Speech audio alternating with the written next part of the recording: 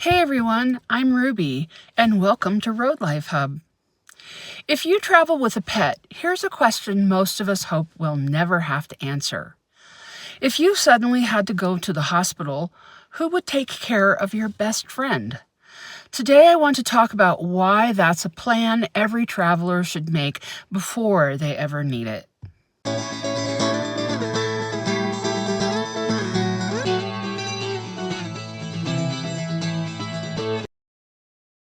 This week, I'm coming to you from just outside Creede, Colorado, and I have to tell you, this place is absolutely breathtaking. Unfortunately, I can't film it outside right now because the smoke is so thick.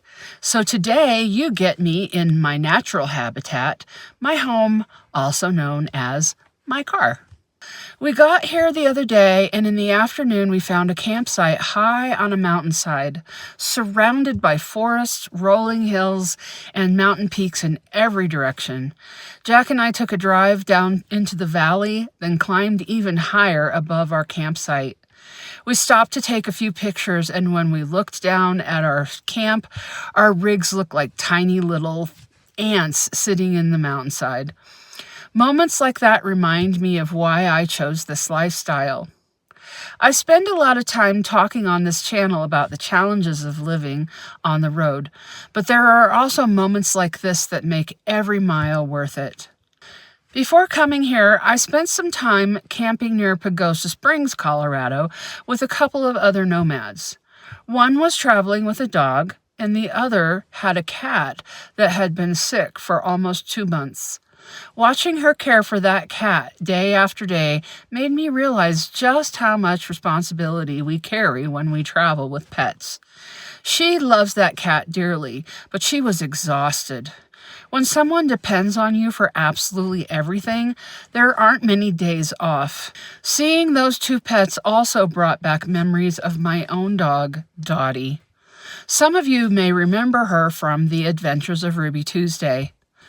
When I decided to move into my Kia Sorento full-time, I made one of the hardest decisions I've ever made.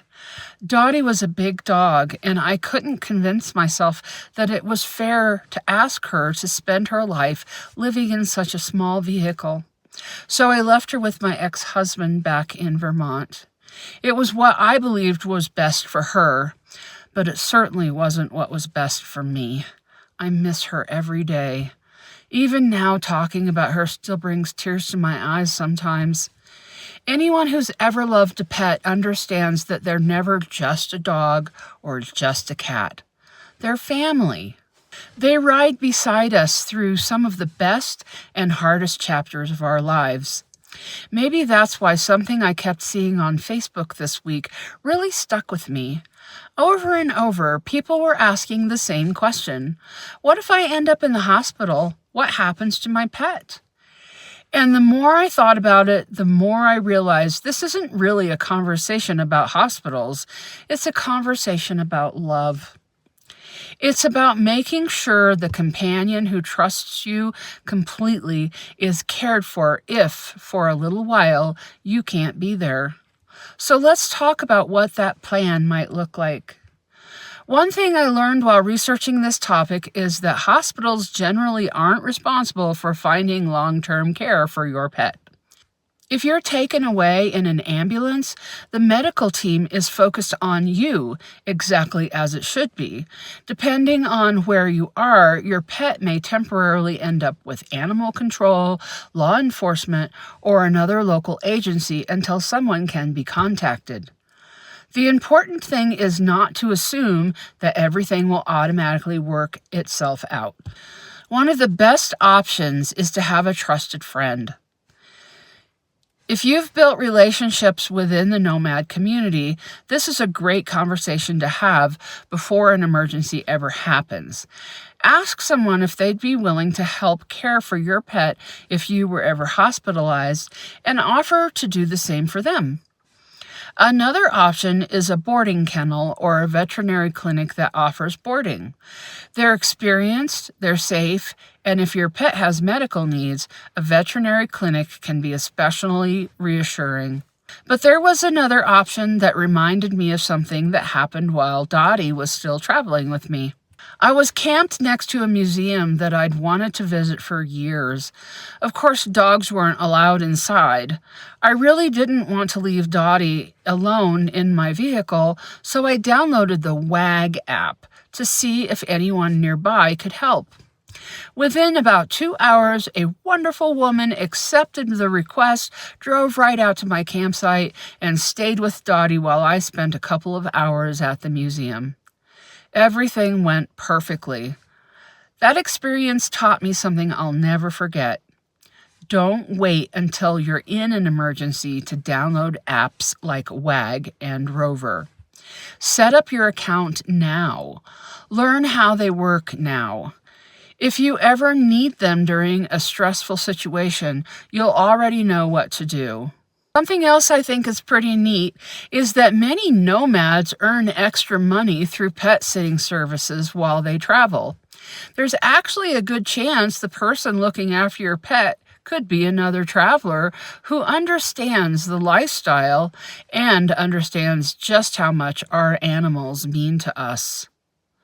There are also nonprofit organizations in some communities that provide temporary foster care for pets while owners are hospitalized or dealing with a crisis. They aren't available everywhere, but it's worth researching the places you travel most often. This is actually one of the reasons I started Road Life Hub. My hope is that over time, this community becomes a place where people can find resources like these instead of trying to figure everything out during one of the worst days of their lives. No matter which option you choose, I encourage you to put together an emergency pet plan. Keep your vaccination records together. Write down your veterinarian's information. Include feeding instructions, medications, emergency contacts, and anything someone would need to know to care for your pet. Print a copy. Save another on your phone. You might even consider placing a small emergency information card on your dashboard or visor so first responders know there's a pet in your vehicle and who to contact. I also want to leave you with a few questions to think about.